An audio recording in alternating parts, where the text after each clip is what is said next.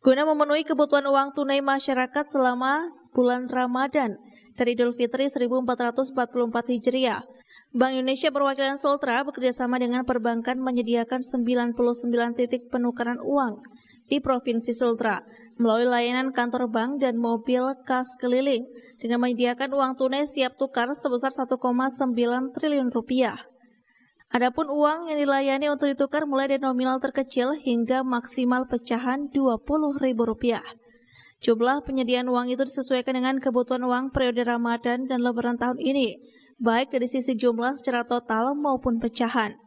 Program ini adalah program pelayanan penukaran uang tunai Bank Indonesia bersama perbankan daerah. Di tahun 2023 ini kami sudah menyediakan uang tunai sebesar 1,9 triliun yang akan diedarkan dan didistribusikan ke 99 titik di Sulawesi Tenggara, seluruh Sulawesi Tenggara. 48 diantaranya berada di kota Kendari, 15 ada di kota Babau, dan sisanya berada di daerah yang lain.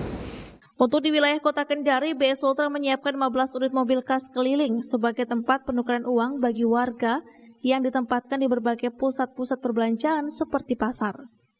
Selvian Sakia, Kompas TV Kendari, Sulawesi Tenggara.